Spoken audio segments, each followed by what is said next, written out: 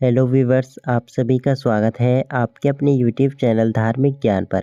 आज की इस वीडियो में हम आप सभी के लिए सुनाने जा रहे हैं सकट चौथ की व्रत कथा। दोस्तों, ऐसा माना जाता है कि सकट चौथ का व्रत तभी पूर्ण माना जाता है जब इसकी दो कथाओं को सुना जाता है। चलिए देर न करते हुए सुनते हैं इन कथाओं को। माँ के कृष्ण पक्ष की चतुर्थी को सकट चौथ व्रत पड़ता है। आज सकट चौथ व्रत है। इस दिन माताएं संतान की लंबी आयु के लिए निर्जल व्रत रखती हैं। यह व्रत संतान के जीवन में आने वाली हर संकट और बाधा से उन्हें बचाता है। इस दिन संकट हरण गणेश जी का पूरी विधि विधान के साथ पूजन किया जाता है। इसे संकष्टी चतुर्थी और तिलकुटा चौथ भी कहा जाता है। चलिए देर न करते हुए सुनते हैं सकट चौथ व्रत कथा। इसके पीछे की एक बहुत ही लोकप्रिय कहानी है कि एक बार माँ पार्वती स्नान करने गईं। स्नान घर के बाहर उन्होंने अपने पुत्र गणेश जी को खड़ा कर दिया और उन्हें रखवाली का आदेश देते हुए कहा कि जब तक मैं स्नान कर खुद बाहर ना आऊं, किसी को भीतर आने की इजाज़त मत देना। गणेश जी अपनी माँ की बात मानते हुए बाहर पहरा देने लगे। उसी समय भगवान शिव माता पार्वती से मिलने आए, लेकिन गणेश भगवान ने उन्हें दरवाजे पर ही कुछ देर रुकने के लिए कहा। भगवान शिव को गणेश जी की यह बात सही नहीं लगी और अपमानित महसूस किया। गुस्से में उन्होंने गणेश भगवान पर त्रिशूल का वार किया, जिससे उनकी गर्दन दूर जा गिरी। स्नान घर के बाहर शोरगुल सुनकर जब माता पार्वती बाहर आईं तो देखा कि गणेश जी की गर्दन कटी हुई है। ये देखकर वो रोने लगी और उन्होंने शिवजी से कहा कि गणेश जी के प्राण फिर से वापस कर दें। इस पर शिवजी ने एक हाथी का सिर लेकर गणेश जी को लगा दिया। इस तरह से गणेश भगवान को दूसरा जीवन मिला। तभी से गणेश जी की हाथी की तरह सूंड होने लगी। तभी से महिलाएं बच्चों की सलामती के लिए माघ माह के कृष्ण पक्ष की चतुर्थी को गणेश चतुर्थी का व्रत करने लगे। इसी से जुड़ी हुई एक दूसरी कथा कुछ इस प्रकार है। माना जाता है कि इस व्रत को पूर्ण करने के लिए दो कथाओं को सुनना आवश्यक है। चलिए शुरू करते हैं। किसी नगर में एक कुम्हार रहता था। एक बार जब उसने बर्तन बनाकर आवा, मिट्टी के कच्चे बर्तनों को पकाने के लिए लगाई जाने वाली आग को आवा कहते हैं। जब उसने आवा लगाया तो आवा नहीं पका। परेशान होकर वह राजा के पास गया और बोला कि महाराज, ना जाने क्या कारण है कि आवा पक ही नहीं रहा है। राजा ने राज पंडित को बुलाकर कारण पूछा। राज पंडित ने कहा, हर बार आवा लगाते समय एक बच्चे की बलि देने से आवा पक जाएगा। राजा का आदेश हो गया। बलि आरंभ हुई।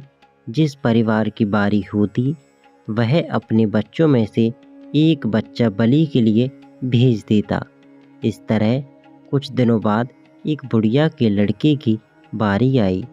बुढ़िया के एक ही बेटा था तथा उसके जीवन का सहारा था, पर राजा की आज्ञा कुछ नहीं देखती। दुखी बुढ़िया सोचने लगी, मेरा एक ही बेटा है, वह भी सकट के दिन मुझसे जुदा हो जाएगा। तभी उसको एक उपाय सूझा। उसने लड़के को सकट की सुपारी तथा दूब का बीड़ा देकर कहा, भगवान का नाम लेकर आवा में बैठ जाना।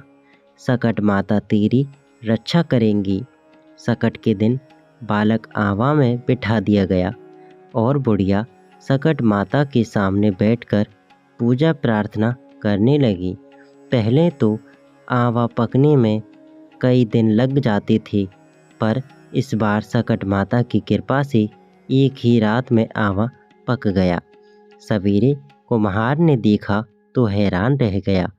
आवा पक गया था और बुढ़िया का बेटा जीवित व सुरक्षित था। सकट माता की कृपा से नगर के अन्य बालक भी जी उठे। यह देख नगरवासियों ने माता सकट की महिमा स्वीकार कर ली। तब से आज तक सकट माता की पूजा और व्रत का विधान चला आ रहा है। सकट चौथ व्रत कथा से जुड़ी एक और कहानी। एक गांव में एक बुढ़िया माँ रहती थी। वह बहुत ही गरीब और दृष्टिहीन थी। उसके एक बेटा और बहू थे। वह बुढ़िया माँ सदैव गणेश जी की पूजा किया करती थी।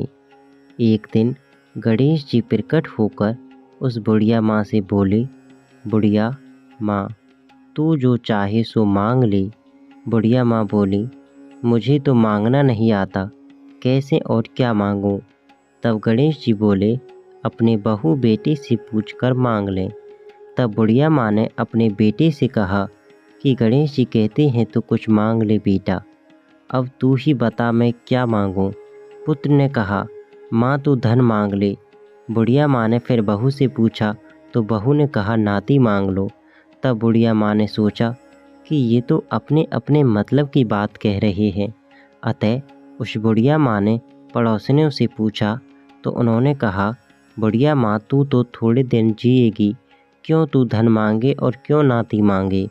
तू तो अपनी आँखों की रोशनी मांग ले, जिससे तेरी जिंदगी आराम से कट जाएगी।